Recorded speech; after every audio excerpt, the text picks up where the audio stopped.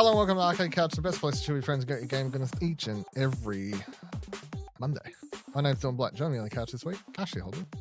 Hey Don, excited to be here. This debut episode for your new PC. So this week's Arcade Couch returning the questions for the full story. Woohoo! Yeah. Talked about it on everything. Yeah. Well, no, it's now gone into a new week officially. Sure. Okay. You start talking about it. You start joking about it. That's last true. Week Yeah. during you and Kieran. So now it's officially surpassed. Well, that was your old. We were talking about your old PC. Now we're talking about your new one. So I mean, it's completely different. True. Good point. To clarify, yes, new PC. Won't talk about it. Only just set up. Don't have any game. I haven't played anything on it yet. Listen, Arcade Couch for any questions. What? You played 30 seconds of Cyberpunk 2077. I didn't play it. Do you know what a benchmark is, Ash? No, I assumed you need to run the game and thus need to move around or something. It's no, you don't. You just press it's like you press play on a movie, basically. Okay. Sounds like playing to me. Especially if you're an Xbox fan this week. That's exactly. No. Whoa! All right. Well, yeah. Not to get too far ahead. Today on the show, lots of stuff, including Mad Max games, Pokemon Center, IGN buying everyone, quack, and Hellblade 2. So Hellblade 2 out, Xbox. Yes. They have their first big exclusive of the year. Everyone loves it. It's the best thing ever. Really? Is their first exclusive? Haven't they released something else this year? I fucking don't know. I don't know. It's their first big exclusive, surely. What else has been big? That was just surprising, that's all. You can't think of it, so nothing. The answer is nothing. Well, even if you thought of something, I would say the fact you had to think about it means it doesn't qualify for being big. You know? So, anyway, Hellblade 2.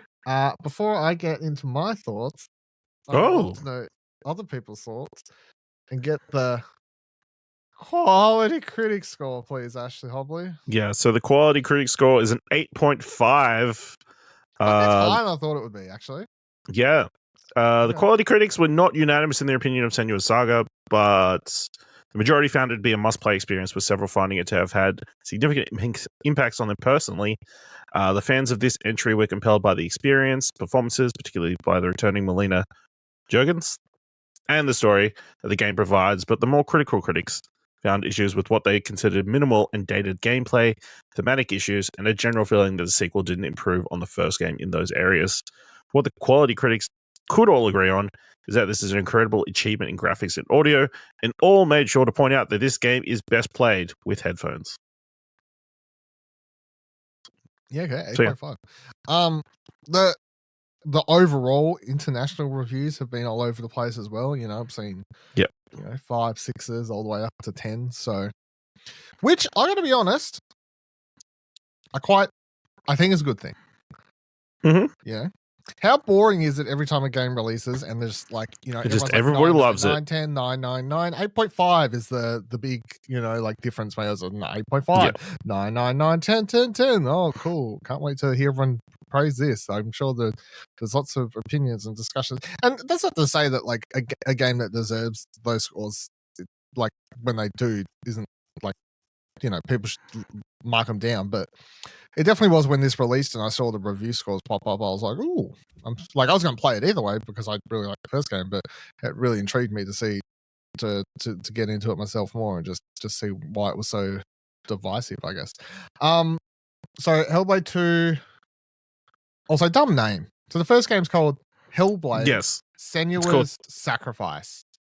Yes. Second game, Senua's Saga, Hellblade 2.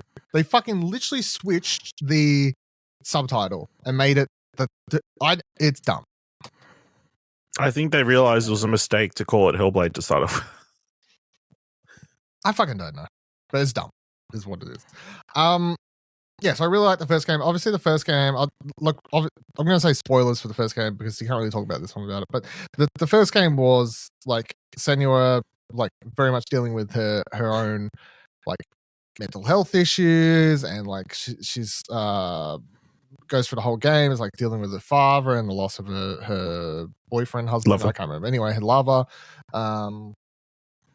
goes through it all, and she ends up in hell basically by the end of the game, but she's not really there, but she is. But it's all in her mind, and then by the end, it's like it's been a very introspective journey, fighting her own demons, basically. Now, this game is like, and this was always the thing where did Hellblade need a sequel?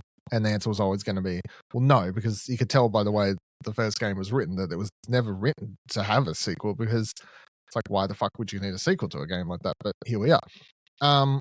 Hellblade 2 is now set, I guess, in the quote-unquote real world, and it sees Senua setting out on a mission to stop slavers, more or less. She's like, the game starts when she's on a boat and it crashes, and then she like quickly defeats a bunch of people. And I mean, the first like half hour sets the tone for the game, which is, it's still, you've got the voices in her head, the fairies, I think they're called. It's like 3 different voices. Except for, unlike in the first game where they're, I don't know, like, because in the first game they were a lot more interactive and part of the game, whereas this time they're more just commentary. And this is most noticeable when you actually get into the combat, which I'll put a pin in for a sec, because that's I think the most divisive point for this game. But story wise, I don't say too much, because this, like, the game's about, I don't know, it took me 7 hours. I'm sure you could finish it in fucking 5 if you speed run it, probably. Everyone's yelling about the playtime online. I'm not going into that. Nothing I love more than everyone like boiling down any and all discussions of video games and anything about them to simply numbers and how long it took to beat them. It's a real good use of time. The game plays out and plays with similar themes at times to the first one. Like Senua is still overcoming her battle with her own mental health and her past issues with her family and her father in particular. But this game isn't, I guess if the first game was like a revenge, if the first game was a revenge story, this one's I don't know, like what would you call it? Like she's on a mission to, like, I'm trying to think of a good word for it, but she's like on a mission to vengeance. No, what do you call it? Like where you like want to earn back, like respect, or but not that word, but like it's like literally what fucking Fury Road does at the end of Fury Road, but I can't think of it.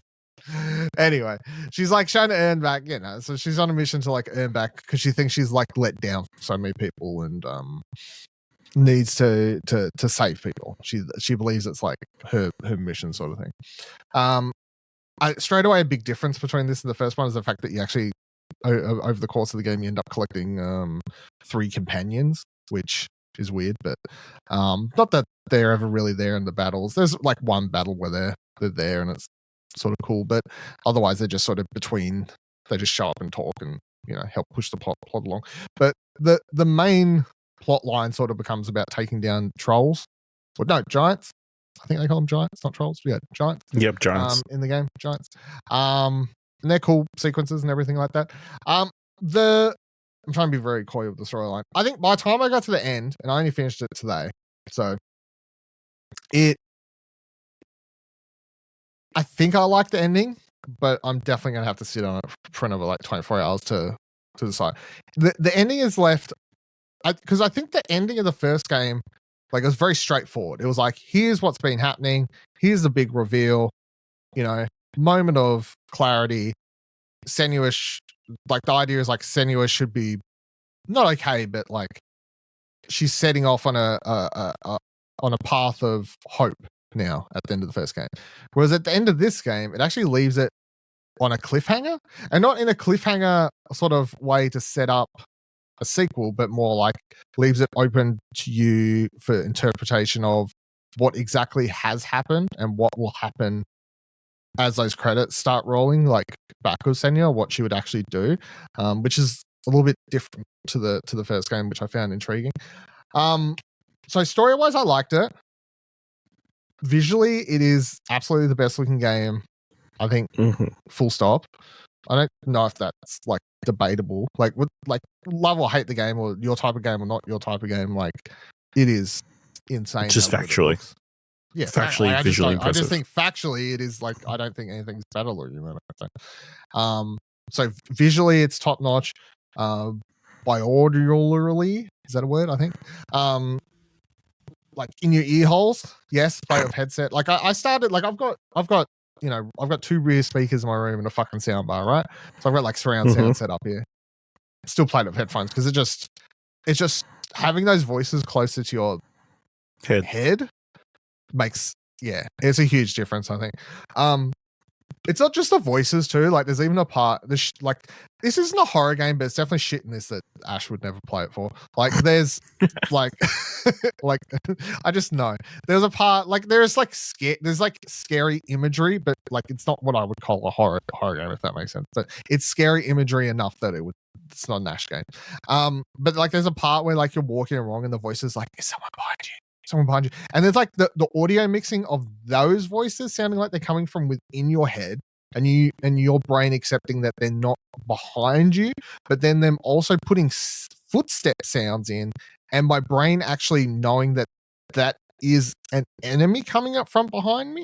I don't know how to like there is some wizardry going on with the audio that just it's not tricking your brain, it just makes your brain understand somehow that those voices aren't behind you, they're not in front of you, they're not beside you, they're just in you, but then also having other sounds that could be, I don't know, does that make any sense? Like it's some wizardry on the audio shit. So that's really, really good. So and then the soundtrack is phenomenal. I mean, I'd been looking forward to it because it's mainly done by Hello, I think. I'm probably saying it. I'm butchering their name anyway. They were in Melbourne like a couple weeks ago, I think, doing a live concert, which would have been wild because it's just a bunch of people on stage in fucking like Viking garb, just like, you know, like I was like, imagine, like if I was in Melbourne, I would have gone. Great time, I'm sure. I think it's Heli, Hello. I don't know. Anyway, soundtrack's great. Again, like when you get into these fight scenes and it's just like the music and everything mixing together, it's fucking like, as far as production value goes, you're like, man, I can understand how this took 6-7 years to make, because insane. But it's just when it comes to playing the game, and this is the main crux of people's problems, I guess. And it's not that I think they took a step back, like it's not that they took a step back from the first game. It's like they made a purposeful choice to not attempt to build upon the gameplay of the first game or anything like that, but just to go at it a different way. So the first game, like, sort of the combat in essence is similar. Like it's still like heavy attack, light attack, dodge, parry, all that sort of shit. But like, whereas the first one played out like a Soulsy like thing, especially when they had that whole thing about like if you die, your save file will get fucking corrupted, and you know all this other stuff that they had happening in the back end of that game. But then you also had like this one talking about like you would be in a battle and you would have multiple enemies, and the voices would be like, you'd be hitting someone in the first game and the voice would be like, look out behind you, and that would be like they would tell you so you could swing around. This game, in an effort to go so cinematic, and I mean the game is also in what is it, like it's Letterboxd. It's Letterboxd, yeah. So in an effort to go like full cinematic, you only ever take on one enemy at a time. Like, so the voices are just the thing. And I mean it's cinematic as fuck. The animations are insane. You can press the photo mode at any stage and it's just crazy detail. My only complaint, I guess, like as far as the production value wise sort of stuff goes here, is I'm pretty sure out of the 3 different sort of clans that you fight in the game, they only have 3 different types of enemies. I'm like, wow, out of all the effort that you put into sculpt thousands of different types of rocks and whatever else around this beach that all look very natural and shit, how have I fought the same looking bold motherfucker like 5 times in the last hour? You know, like what are we doing here? But yeah, you'll just fight like one dude and it's, you know, block, dodge, hit, block, dodge, fucking kill, whatever, repeat. Suddenly someone else comes into the picture. It's like they're just like waiting behind you out of line until you kill this dude, and then suddenly they come get involved. So it's very weird, like especially when you're used to playing action games where, you know, everything from you think about playing everything from a Devil May Cry through to a fucking Batman Arkham game or even a Souls-like, you still deal with multiple enemies at times in any of those sorts of games. So it's very weird for a game to be like, nah, just one at a time. Just slow it right down.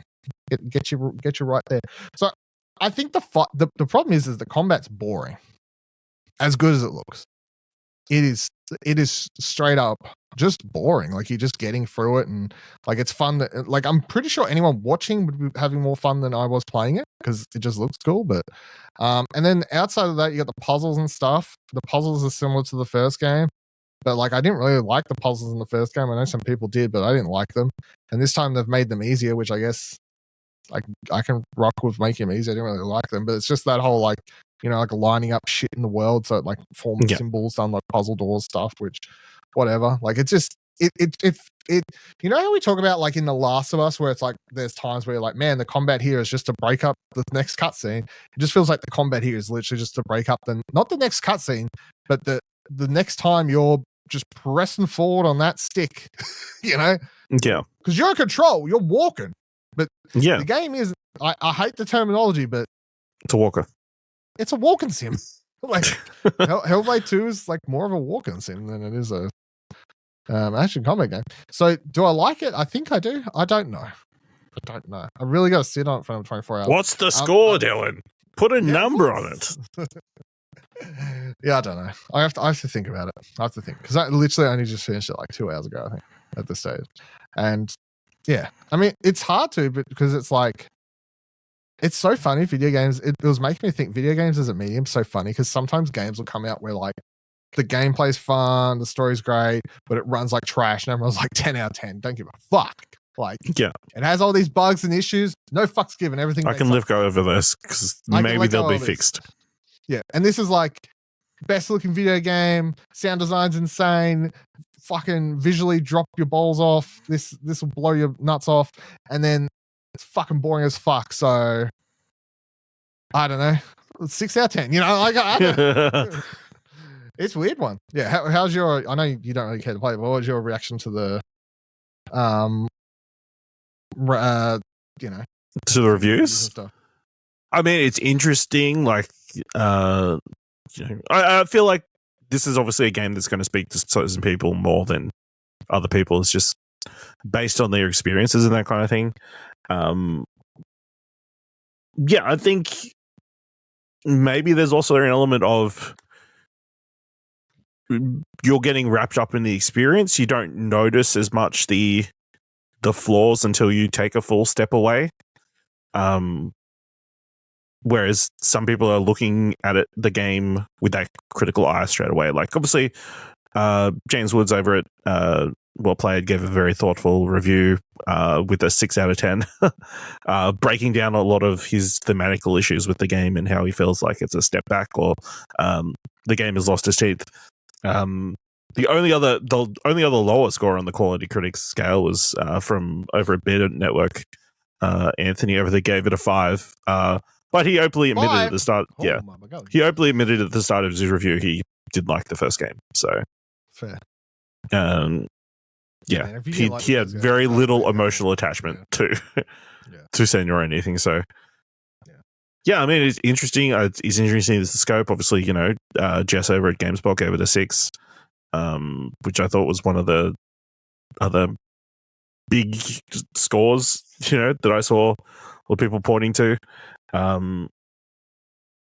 Yeah, I mean, it's interesting that it's getting this sort of reaction. It is also kind of like, again, like the first game, it's kind of pushing the elements of like what is a game and how much, you know, like in a perfect world would Ninja Theory would not have wanted to put any gameplay in the first game. It would have been a full-on walking sim. You know, this is my description. It's just if this was on a TV channel, this is a SBS 10 o'clock at night. Fucking.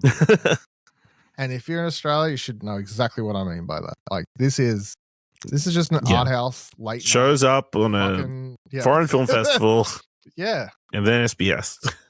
Yep. And like 6 nerds go to an art house film screening. Yeah, because like I would. The only thing I would say I don't. There's a lot of stuff I agree with the major complaints I'm saying. I don't fully agree with the idea that the game has nothing to say this time. It's just that it's not going for the same themes, which I think is fine, because I think for them to have been like, let's necessary, it sounds again, like. Yeah, I'd be like, well, you can't repeat what you did the first game, yeah. Yeah, like the whole idea of that game was she sort of didn't win that battle, but she's on that path now, sort of thing. And in this game, you see her sometimes still has to like pull herself together, but you see that she through the first game she earned the tools to be able to do that. So this game's more about her. What I'm trying to say, I can't think of a good word for it, and I'm sure it'll come to me later, is like, yeah, the first game's a revenge game. This game is about her trying to help other people, and in particular, redemption. It's redemption. Thank you. That's actually the word I'd probably want. That's the word you've been looking for. Simple word. The word of the day. Yes, because it's 2 R's, so I'll work with it. So the first game's about revenge, and this game's about redemption. There you go. Okay. And she goes for redemption through both.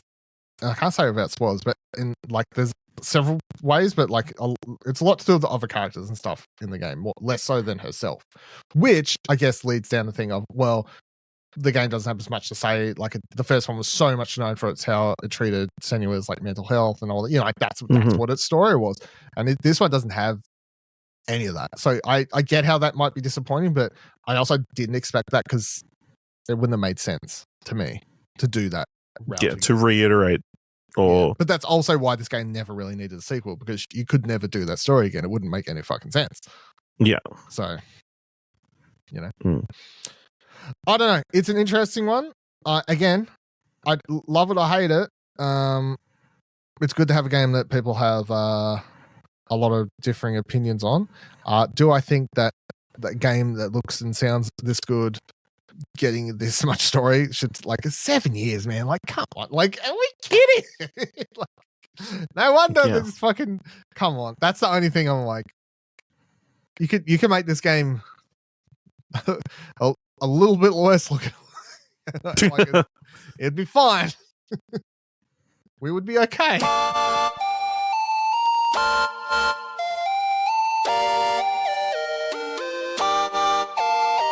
All right, let's get into some news for this week. So let's start with this. Pokemon Center is launching in Australia and New Zealand soon. So we're officially getting soon our own Pokemon Center here. This is the online store that US, Canada, and UK have that imports official Pokemon gear, where you can buy exclusive merch cards, very large plush Pokemon. And this is where I got my fucking Van Gogh Pokemon card from early in the year. That was this year? I think it was. Anyway, $100-something they go for now. Yeah. It's about how much it cost me to get it here. After I paid for weird fucking postage and whatever. This is cool. This is exciting. I mean, the Pokemon company, the Pokemon Center store has always had lots of cool exclusive merch. Like, I quite often see people share stuff over the years and on Twitter and whatever else, and be like, "Hey, this thing." I'd be, "Oh, that's cool. Can I?" No, it's exclusive to the Pokemon Center. No, exclusive to the Pokemon Center. You know, like, yeah, so that's cool. Crazy plushies and that kind of stuff. Yeah, the fucking 34-inch Lapras. Give me that bad boy. Or the like Snorlax beanbags, or stuff like massive Gengars. Yeah. So it's pretty cool. Do you see yourself shopping around on there when it's dropped? Or? It will be nice to peruse. Be like, oh, that toy rendition of that Pokemon is pretty good. That one doesn't make sense, you know. And they get upset about why that trash Pokemon isn't a toy. True. Fair. I mean, I always just get annoyed because sometimes around, like, say that when they do like the Pokemon Championship or the Pokemon Worlds, or, you know, they'll have like exclusive stuff on here and stuff, and they'll advertise it and be like, go to the Pokemon Center to get this exclusive, like a T-shirt or exclusive like trading card. Oh, I didn't even thought of that. Like all that sort of stuff that I've always just had to go, don't even want to think about it. No. But they've quite often done that sort of stuff over the years, so that should all now be part of this. So they soon as soon, I don't know, but that's all they've said. So soon, soft launch, whatever that means, by the way. Yep. Which I don't know what that means. maybe not the full story yet. I don't know. All right, PlayStation Lifestyle right today. Kojima, best person to make a Mad Max video game, reckons franchise director. A Mad Max game is best handled by someone like Hideo Kojima. Franchise director George Miller has suggested the Australian filmmaker was quizzed about a game during an event promoting Furiosa Mad Max Saga, which Kojima also attended. Miller and Kojima apparently struck up a conversation during the event. In a clip of the interview shared by Gaming Bible, Miller can be heard praising Kojima while saying that 2015's Mad Max wasn't that good. The video game was developed by Avalanche Studios of Just Cause fame and earned a mixed reception. Quote, if he, Kojima, would take it on, he's got so much fantastic stuff in his own head that I would never ask him, Miller said. But if it was someone like that who would take it on, because I couldn't do it. Miller's comments drew the ire of Avalanche Studios founder Christopher Sundberg. Sundberg, who left Avalanche in 2019, claimed on X that Avalanche was asked to make a linear game despite studio's strengths being open world games. Quote, after the first year development, they realized they had forced us to make a linear experience rather than an open world game we pitched, he said. Blah, blah, blah, blah. So, I mean, George Miller out here throwing fucking hands at Avalanche Studios. Wow, go off. But yeah, I mean, what do you reckon? It's never going to happen, but. I mean, it's never going to happen. I feel like this is just him saying it because he's friends with Hideo Kojima. Like, George Miller is obviously in the next, or his likeness at least, is in the next Death Stranding on the beach game. So, naturally, if someone asks him about the video game, he's like, going to mention the massive video game developer who's a massive friend of his to get him to make the game. I'm a fan of the 2015 game. I enjoyed it. I thought it was a lot of fun. I'm also a fan of the 2015 game. Yeah, so Platinum in it. I didn't end up finishing it, but I enjoyed the time that I spent to the game. I don't know if Hideo would actually be a good fit. Has he had any driving in any of his games? Like, obviously, I haven't played any Metal Gear games. I mean, was the vehicular combat good? Not really. Yeah. So, I mean, driving around in Death Stranding, it's not fantastic. No, I mean, the thing is, like, I just don't think you could ever make a Mad Max game as good as what people want the feeling of like they want Fury Road done. People want like those 5-minute, the highest octane levels of Fury Road. Mm-hmm. That consistently across 50 hours is what people which is unsustainable. basically asking for, which is not a thing. Realistic. Yeah. And that's the big problem. The other problem is that, and I think that as much as I enjoyed the Mad Max video game, and that was just because like I'm a fan of the franchise and it was a cool world to drive around in, and it was a very good just zone the fuck out podcast game, to be completely honest. Like, yeah. Just going out, clearing out camps, taking out convoys, just baking your car better. I'd listen to a lot of podcasts while playing it, I remember. I don't know if that's positive for the game, but I did. Like Max Rockatansky, as the kids know him, not like really other than the first movie, which Ash has still never watched, is not really a lead character in any of these films. So when you do a video game, obviously it's like you've got a 20+ hour open world video game protagonist. You got to somehow make us care, but also in the movies it's like, well, it's not really about him. Like, this is coming out against Fury Road, and Fury Road's really like he's there, but it's about like Furiosa, really. And then once you watch Furiosa, a Mad Max Saga, which again, dumb title, but anyway, once you watch Furiosa, it just like completely re-emphasizes the fact that really Fury Road's just like the 1 hour big action scene that tacks onto the end of that movie, and that movie was always about Furiosa. And it does. So yeah, I don't know. I'm down for someone else trying, but yeah, we're never going to see Hideo Kojima do it. No, but justice for Mad Max 2015. Yeah, I'm always for justice for Mad Max All right, Summer Game Fest is coming up. Let's run down. What are we? 2 weeks away, basically. This point, I don't know. Yeah, so we need to do predictions next week, right? Where my fucking calendar was, and now I don't know what. Fuck's sake! I used to have this little button I could click down here. Anyway, was it? Yeah, predictions next week. All right, better Put that in the notes. Put that in the notes. All right, so I'm going to run down the showcases as of announced as of today, the 26th of the 5th, 2024. If someone else announces one overnight, fuck off. Like anyway, a certain like fucking Sony company. Yeah, fucking bastards. All right, these are all in Australian time. So I'm just going to read off when they're airing in Melbourne time, Australian Eastern Standard Time, as I go down the list here. Yeah. But if you want to know where it's showing in your time of the world in Australia and/or New Zealand, the article is in the show notes and/or explosionnote.com. All right, so it kicks off. We've got Friday, June 7th, Guerrilla Collective Online Showcase. It's happening at 3 a.m. If you want to tune into that, there'll be a bunch of indies, of course, as per usual with the Guerrilla Collective. But interestingly, they also have an on-site thing happening in Los Angeles. So press can be there checking out the games, which is kind of cool. Good for them. Good for them. Guerrilla Collective, I'm glad it's just one. Previous years, they're like, let's do 15. Here's 7. Thank you for that. Because I remember there was that one year I watched like 3 of them, and I was like, this didn't need to be. This could have been email. No. Yeah. Literally by the third one, it was like, this literally could have been anything.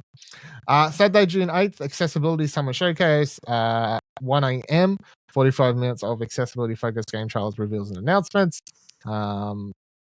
Past years, this had some, like, obviously it focuses on the accessibility side, but last year's one did have some, like, cool games show up in there and just, like, talk about it so you could check out that sort of stuff. But obviously it is focused on the accessibility side of said video games in the showcase.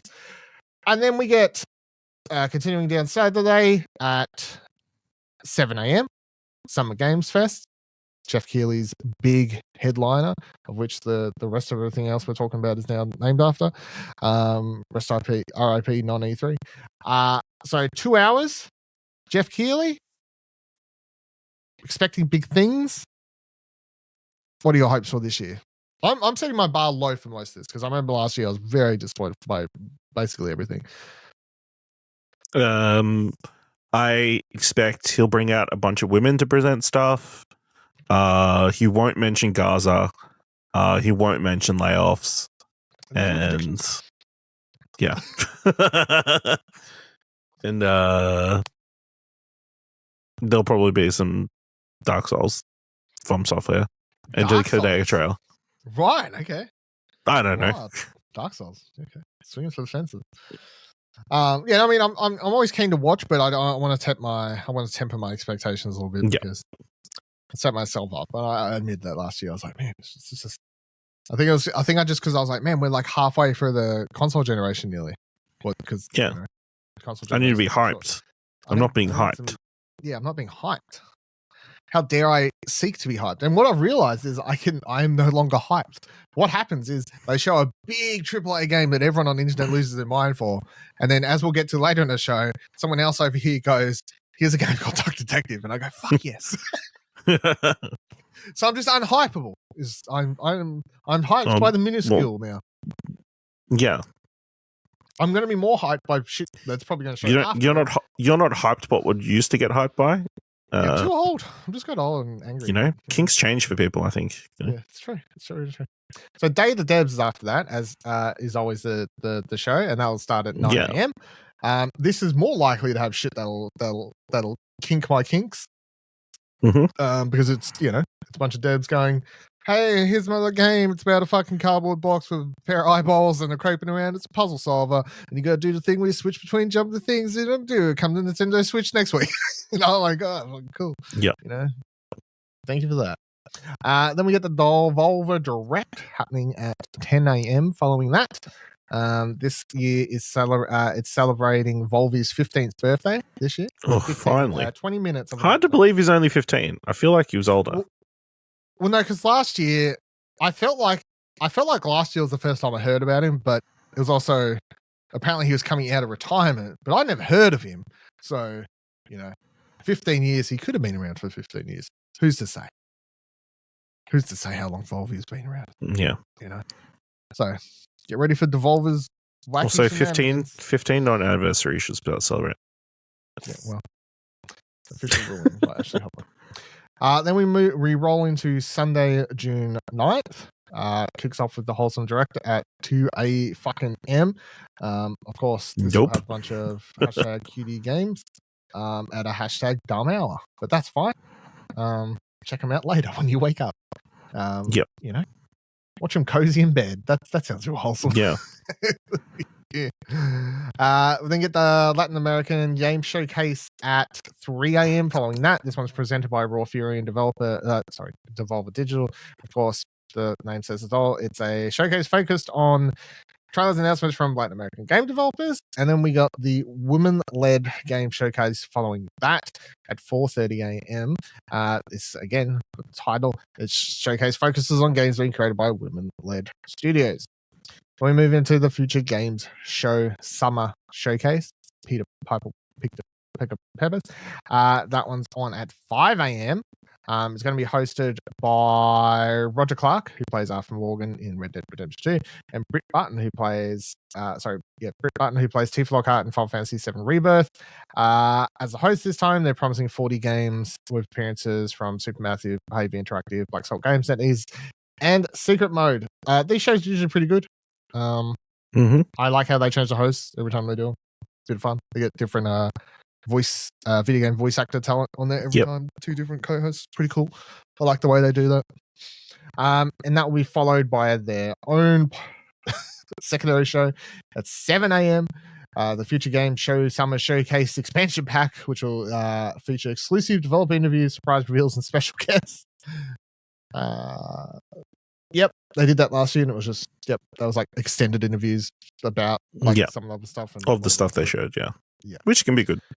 It's like fucking everyone has a post show now. Oh my god! Then we move into Monday, June 10th, which is public holiday. I found out when I was putting together this article, or at least that's helpful. Me. So there you go. And for you, check yourself, but it is for me because I was like, fucking hell, what am I going to do? You got the fucking work and everything, and I was like, wait. My work doesn't open until 10 o'clock anymore. I was like, maybe that'll help my life. Will you get up at 3 o'clock? I'm going to try. Like, in what world would I wouldn't? Sorry, in what world would I not? What are you talking about? Of course I would. I'll go to sleep at or I'll attempt to go to sleep early, wake up for this, and then I don't know. It depends. Do I want to nap and go to work or go to work? I don't know. Either way. That's true. I need to get up and dunk on all these guys. True. I love getting up at really early in the morning, feeling like shit, and then being highly disappointed with everything I just spent hours watching on my screen.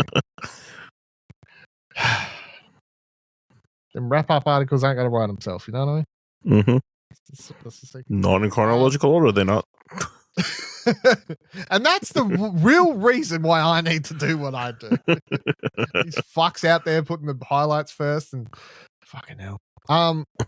What's the time? Fuck Xbox Game Showcase. Yeah, right. Yeah, fucking ridiculous. Xbox Game Showcase. So this year will be the first year that they get to feature the Infinity Stones of Activision, Blizzard, Bethesda, and Xbox Game Studios all in one go. Whatever they haven't killed off.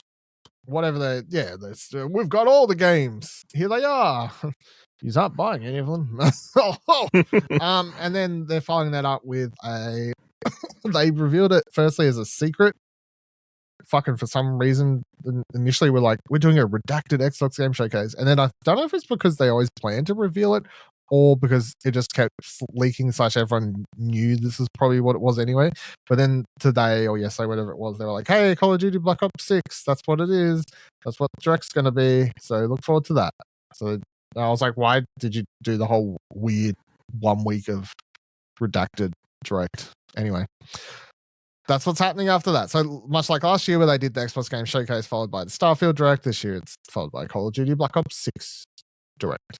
And that will be at roughly 5 a.m. because the Xbox Showcase should go for roughly 2 hours. And then moving on, you have the PC Gaming Showcase at 6 a.m. Of course, it's we hosted by Day9 and fuck, I can't remember what the girl's name is. Anyway, the girl. And Sorry. then Sorry that you couldn't remember her name. No, I'm like, I don't even know his real name. I just know his gaming name. So like, it's 10th anniversary of the PC gaming show. So maybe they'll have some cool things. Don't know, but obviously, I don't know. People watch it, has some cool reveals sometimes. Obviously, they do a bit deeper dive sometimes and whatever else. So. Then we've got Ubisoft Forward. All we know is it's happening Monday, June 10th. They haven't said time yet, but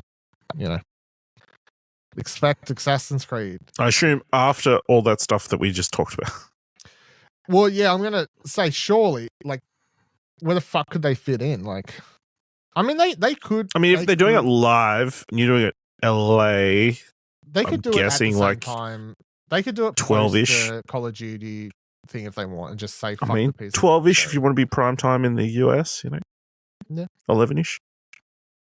I think they usually do.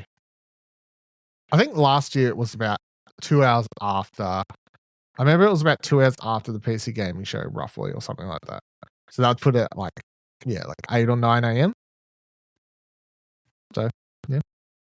And then June TBDs, Nintendo Direct. We know that Nintendo Direct is happening in June. We don't have a time or day yet, other than June. We do know it will not mention Nintendo Switch 2. Even though that's real. And then Upload VR Showcase, their annual Summer Game Fest showcase period thing. June, TBD, no date yet. And then skipping right ahead to August, because THQ Nordic every fucking year go, you know what? June, cool story. July, fuck off. August, that's more our tone. I think it's because they want to be close to the Gamescom or some shit, but I don't know. Yeah. Anyway, THQ Nordic Showcase will once again return. Handy Games will once again do the pre-show. They will apparently feature stuff on Disney's Mickey, Rebrush, Gothic 1 Remake, Titan Quest 2, and surprises. This will be at 5 a.m. on August 3rd. Okay. I've got to admit, if you're in August, you're not part of Summer Games Fest. But is he on Jeff's handy dandy chart? I don't know. Probably not. But the thing is, I included them last year in my article I did. So I felt like I have to at this point. And I remember last year I said I said it was, because it's Summer Game Fest, right? Yeah. Like it's 3 months. Technically. Like I give them June, July, August. I mean, it's not summer here, obviously. I mean, it probably is where you are because you're in fucking Queensland. But, yeah. It'll be hot. Yeah. But, like I give them the 3 months. That's I think that's why I did it last year. I was like, well, Summer Game Fest is 3 months. So, like anyone that comes in there. Now, if someone goes to do a showcase on the 1st of September, they're not making the article. That's the line.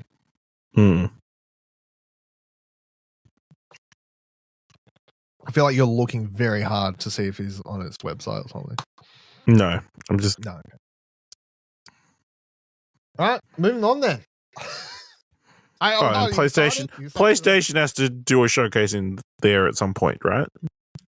Well, surely. We're assuming PlayStation will do a showcase at somewhere in there. They're going to shadow drop one in the next couple of days. So Jeff Grubb is right that they're ahead of a May showcase.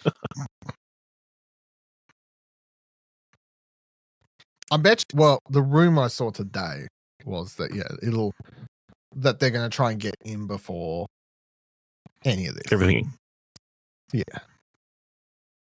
Apparently Days of Play is like this week or something.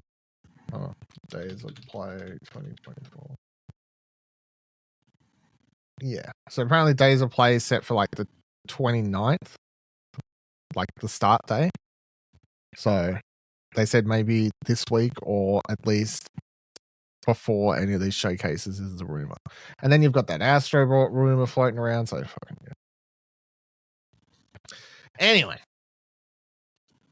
Talking about places where a lot of these rumors come from. IGN Entertainment acquires Eurogamer GIVG 24/7 Rock Paper Shotgun and more. IGN Entertainment has acquired the Gamer Network family of digital brands for an undisclosed sum. As a result of the acquisition, some redundancies have made across the UK-based organisation.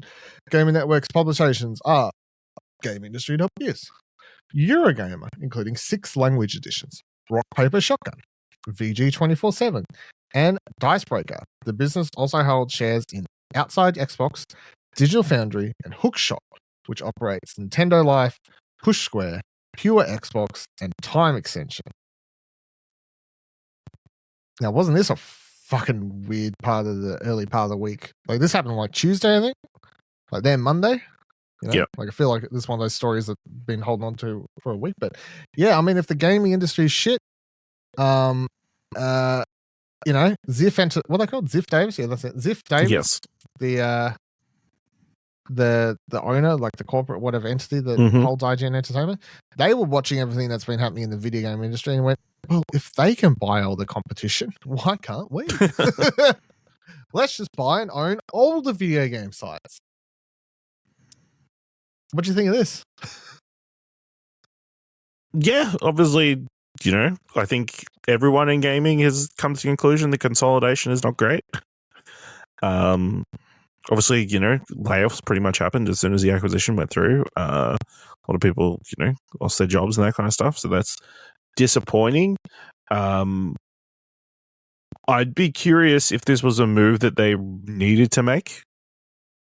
Was it not like it wasn't a case of IGN needs to buy these? It's a case of they wanted to sell these off because they could see the writing on the wall. That, you know, they weren't turning much of a profit. Because I don't think anybody's doing very well. No, yeah, it's a known thing that a lot of places say that, like the industry of, like, I guess, video game, entertainment, journal sites, whatever, like they're all down, I think, money wise. Yep. So could be, you know. But then I'd also be like, I don't know. If you were Gamer Network, I don't know.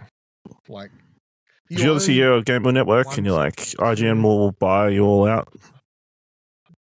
I mean, we're talking about like more websites than I have fingers, you know what I mean? Like, maybe the problem was, maybe, I don't know, combine 2 of them into one. Like, is that worse? Like, rather than giving them all the, because now IGN owns like everything other than like Kotaku and Polygon. Just about. Like, out of the big name ones. Like, you know, it's weird. And it is I guess, yeah, it is definitely a sign of the industry. The state of the industry, yeah. State of the industry. And again, don't know how to fix that. Don't know how to fix that at all. There's just too ban ad blockers. I don't know. Yeah.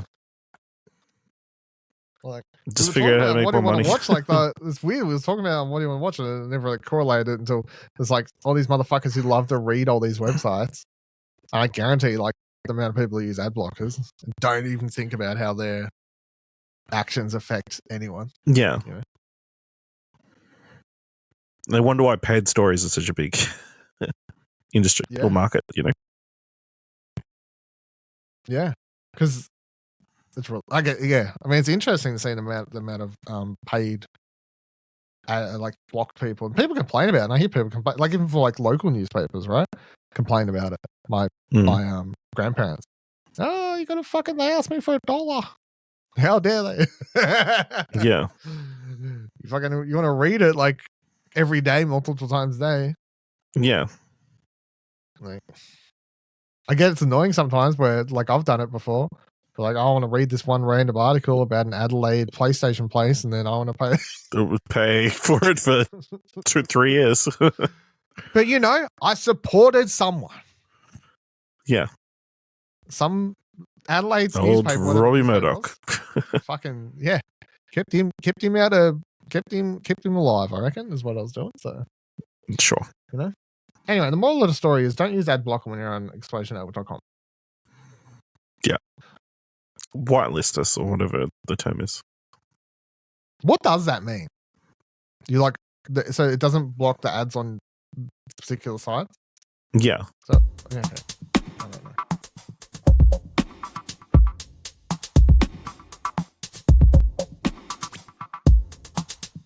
Alright, let's talk about some video games that I've been playing. I got two for you. They're very different. One's early access, one's a full release. Let's start with this one that I was going to talk about last week before. Oh, my computer broke. Oh, go down that fucking joke again. Anyway, No Rest for the Wicked is a video game from the people that brought you Ori and the Blind Forest and Ori and the Will of the Wisps. It's nothing like either of those video games. It's nothing like any particular video game at all, which is sort of what makes it hard to talk about a bit. But it is at its heart, I guess, an ARPG. It's like when you start it, you're like, this looks and feels like it wants to be Diablo or something like that. And then as you start playing it, you're like, oh, the combat's not like Diablo, though. It's more like a Souls game, and not like in a way that you're like, it's like super tough or you're losing your currency every time you die. It doesn't have any of that, but I guess just methodical, like make sure you're thinking about when you're swinging and when you're rolling and you got stamina bar and shit, right? And you're like, oh, cool, that's interesting. All right, so it's Diablo cross with Dark Souls, and then you start playing it a bit more, and then they're like, here's some crafting elements. Now you got to get potions, you got to get some shit, and you got to craft your potions because none of this shit refills when you camp, which is my biggest pet peeve for this game, by the way. Side note. And then you got to make a camp, and now you're in a town, and now when you're in a town, you can build a house, and you want to build a house, you can put furniture in that shit. Oh my god, now it's Animal Crossing for some reason. Like, it's a weird game. It's a very weird game. It's a weird game that combines a bunch of different things. It looks very good. It's odd. Now it is in early access, so I think when they revealed this, a big part of it was like a big part of the marketing, at least from my memory, was like, you can do all this shit in co-op, play with your friends. Co-op's like the first big update that's apparently coming in a month or so. So I know if you want to jump in there and maybe try it, I don't know how your thoughts have been on it, but like, because I remember the marketing, they were like, co-op. And I was like, there's no co-op in this fucking game at early access launch. That's weird considering you talked about it so much in the marketing. But I played, so in the first, like, I don't know, 5-6 hours up until like I've done everything. I'm fucking played my ass end out of this game, but up until like where I did like all the main missions, I guess that you could do. You sort of just, you start as a blank character, like literally you start as a character that looks like default Souls dude with underwear and nothing, and then you can pick your trait points and whatever else, and you can pick up weapons as you go, and you can find armor. And now the weird part is, as it mixes everything, so it's like it's saying, hey, we're going to make the combat more Souls-like, so you have to think about when you attack and what you do, and also what gear you have on, because if you have on heavy armor, you're going to attack slower and you won't be able to dodge roll as fast, and all, like all these sorts of things. But also we're going to make the gear randomized, so maybe someone else gets really lucky, and like they're taking that like ARPG thing where it's like you just open a chest and someone gets a fucking sick sword or sick like light armor at the start of the game, and you just get a fucking plastic piece of shit sword, like it's that level of randomness. I'm like, cool. Anyway, just go fuck myself, because I watched some YouTube videos of people playing it, and I was like, he's having much better time with your loot than I am, but cool. I don't mind the combat and everything like that. It's, as I said, like it's pretty straightforward, but I haven't got, how to say it.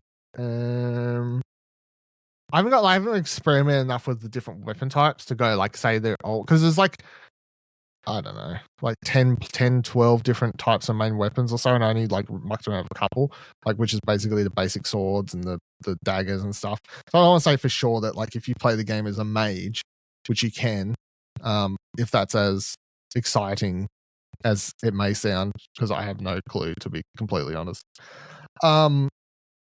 World looks beautiful, story's interesting-ish. It's pretty sort of basic thing where it's like what the fuck is it called? Yes, Serum, which is like some holy warrior. There's a lot of lore happening. I was half paying attention to it. I don't think that really matters. It's definitely a game where they're like, the story's here if you want to care. Otherwise, I know most people are probably playing this game for its gameplay, so they don't really matter too much.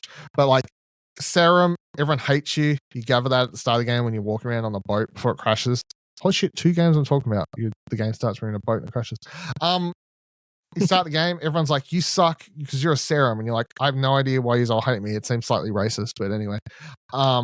And yeah, like some holy warrior type. You've been called to this island for help because there's like a fucking evil plague or something spreading throughout it. And then every now and then there's cutscenes of like this kingdom and there's like the secret thing happening. Like there's a lot happening. I don't know like how much they're going to build upon it in the background and whatever else is happening along. There's another character who's like fighting for like this like rebel group, and her dad is like still part of the like the mayor of the main town, and I don't know, there's lots of shit going on, I guess. It's a bit of fun. I gave it a 1 up, 1 down on the early access fun scale rating. I said it's tough to say for who No Rest for the Wicked is for at the moment. It's an odd mix of genres with an uneven balance, but if you have an idea of ARPG with Souls inspired base, it might be worth jumping into early access so you can help shape the game. For others, I'd wait a few months until some of the core mechanics are ironed out into something less frustrating. Because again, I want to clarify, that one thing that really pissed me off with this game is Souls games or whatever, or even Star Wars Jedi, right? You die or whatever, or you rest at a checkpoint, whatever version game thing you're playing, your 3 health potions or what number they are will automatically refresh. So you always have health potions. This game, that doesn't happen. You have to constantly make potions. Now, this on paper may sound cool, but when I got to the first boss fight and I go in and I get my ass handed to me and I've just used 3 health potions, and then I go, oh, well, now I have to like go forage for more plants and shit to make health potions before I can go fight again. It sort of just made me not want to try the boss fight again and again and again. It's like antithetical to how these games, like usually in a Souls game, I would just be like, well, I'll just go again. Like I'll just go again. You know, like I'll have another go. This time I'm like, oh, I don't really want another go. I'd actually rather maybe I'll go venture over here, maybe find some better gear because I just can't be fucked wasting potions. So my my word of advice for them, if anyone's listening, would be I just think you make 3 base potions automatically refill, and then you make the ones you craft like do like a bigger effect or something. Like you make them better potions. Like I'm just like, you just need like, it just turns me off from want to try boss fights. Like, yeah, weird. All right, and another game on the completely opposite end of the spectrum. Duck Detective, baby. Yes, talk to me about the Detective Duck. It's the Secret Salami. So I in the last 24 hours, the 2 video games I've finished were Duck Detective and Hellblade 2, and I can tell you right now, what a weird double feature that was. You know? But yeah, I really, really enjoyed it. So I gave it 8.5. It is trying to like explain what this fucking game is sounds so dumb, but anyway, Duck Detective is a game which you play as a duck. You are Eugene McQuacklin. He's the duck detective, and the game starts very typical detective noir thing where it has a joke about him like passing out, but it's not from alcohol. It's because he like brought a loaf of bread and he's like in shame that it's on his bed. Very funny. There's lots of like funny writing in this game. I quite enjoyed it. He's like down on luck and he gets a call for a case, and it's because someone's stolen someone's lunch. Dun dun dun. Who stole the fucking salami? So Eugene Duck Detective heads down to I'm trying to go off the top of my head about reading Bear Bus. Yeah, just Bear Bus, I think. Yeah, Bear Bus offices. It's like the place that runs the local buses. And when you get there, you find, there's someone outside picketing because the buses are always late. which may or may not come back into the story sometime down the lane further. And you get in there, and the rest of the game is just within the confines of the building, which, and again, I'll clarify, the game is 2 to 3 hours long, which I think is great. I had a great time. It was 2 to 3 hours. It was this perfect little detective story I could play on my Switch. Had a great time. Felt like I achieved something. Was like, that was great. Give me more of them. Now, when I was putting this together, and then I went on Metacritic or whatever, I saw some common complaints. People saying too short. This was the problem I have with people talking about runtime so much. Is it too short, or do you just want more? Because when I finished it, I said I want more. Not that I think this particular game was too short. Because I would say, at the moment, this game, as is, and I think it's like $20 or something, which I know some people. It is where that whole $14.50. 14. It's currently, well, at least on Steam. Again, if you want to go down this road of equating money to, like, if I'm telling you right now, $14.50 for a 2 to 3 hour fucking game isn't worth it to you. I don't know how to. It's currently still on sale for $13.05 Australian. I'm just saying.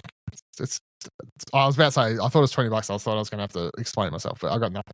It's perfect price. Yeah, so it's like 2 to 3 hours long. So it all takes place in this building. It is only one case. It's not like you finish the salami case and you do another case. It's just the secret salami case. So you get in, and the gameplay consists of walking around, talking to people, and the game's all fully voice acted, which I was very surprised at. I did not realize that when I started it up. That every line is voice acted, and all the voice acting is really good, and the writing's very humorous, and it has lots of great jokes. This 100% this falls into the wholesome games category. Like it's very, very chill, fun game. Talk to characters. When you talk to them, so you can talk to them and ask them questions, you can show them stuff. Like it's typical sort of detective stuff. It's like, hey, what do you think of this character? And they'll like give you a thing. And every now and then they'll like highlight a word, and it's like that keyword's put into your notebook or whatever. You can also use your magnifying glass to look at clues and stuff like that. Maybe you find stuff in there that adds those keywords. The main puzzle element of the game is a word solving puzzle thing. I don't know what they're actually called, but like many games do them. Like I'm sure there's an actual terminology for them, but it's not written in my review, that's for sure. But it's like like the first puzzle in the game, to introduce the mechanics so you can learn how to do it, is they make you try and to learn about everyone in the office, learn their names, and then learn what their job is. So then the first like case in the game or whatever, what have you, is it'll be like blank. And you have to, once you learn people's names, you have to select like blank is the receptionist, so blank, and then so name and job title, like blank. And then like as the game gets ahead further, it will be like blank stole the salami from the fridge because blank and blank, which, you know what I mean? Like, do you get what I'm saying? Like those sorts of word puzzles? Yep. They're I don't know what they're actually called. I'm sure they have. Just fill in the blank. Yeah, fill in the blank. There you go. They're fill in the blank puzzles. So nothing super complicated. I would say the last couple were head scratchery, but not in a bad way. Just like there were 20 blanks. Like the final puzzle is, the full explain it all sort of thing, and it becomes a bit like blank, blank, blank, blah, blah, blah, blank, blank. And it's like fucking hell. But not in a bad way. It's just So it's got enough here to actually make you think, but not actually ever get annoyed at it. I thought it was great. 8.5. What'd I say? I wouldn't say I need this game to be longer, as it's a perfect little cozy detective adventure as it is, but I will say I need more Duck Detective in my life, and if Happy Broccoli Games can make some more of these, I'd be thrilled, because that's what I want. I didn't need this game to be longer. I just want them to be like, here's another 2 to 3 hour Duck Detective case for $15. Done. Here's the case of the frozen fish. Why not? I'm fucking in. And to clarify, also, did not get a code for this. And because you could be like, man, Dylan, the reason you didn't know the prices because you fucking got a code. No, I didn't get a code. No, because he's dumb and doesn't check what the prices are. Just spending money. I was just so excited. I was like, I'm playing this Duck Detective game no matter what. I just fucking brought it, right? I don't give a fuck. I've had a bad week, Ash. And I forgot it was coming out. And I was on Twitter yesterday and I saw the reviews come out. And I said, fuck yes, I'm playing that. Fuck Hellblade. Fuck all these other shitty games that people fucking spent 7 years making.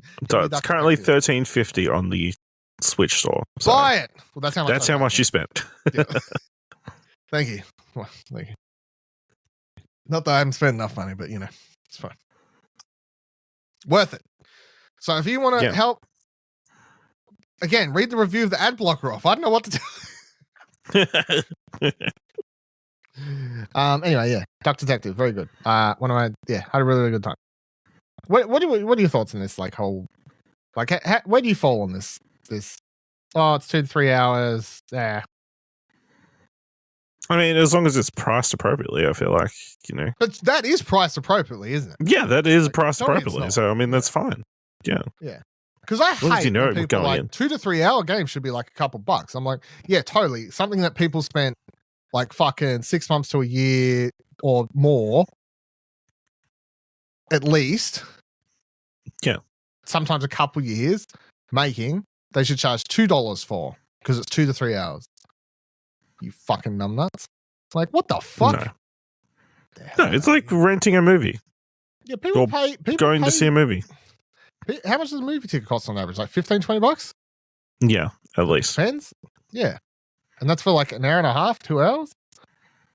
Come on. Get the fuck out of here. Anyway, Duck Detective. Good shit. Play that. Would recommend. And that'll do it for this week's episode of Arcade Couch. Let us know any comments, questions, concerns, thoughts you've had about things quack on our Discord and or our X page, Twitter. That's what they used to call it. ExplosionNetwork.com/Twitter and ExplosionNetwork.com/Discord. If you liked this episode and you want to support us other than keeping AdBlocker off on ExplosionNetwork.com, you can head to our Ko-fi page. Our hyperlink takes you there, ExplosionNetwork.com/support. They'll zoop you right over there. See you next year even. No, fuck it. See you next week. Same time, same couch. Goodbye. Bye.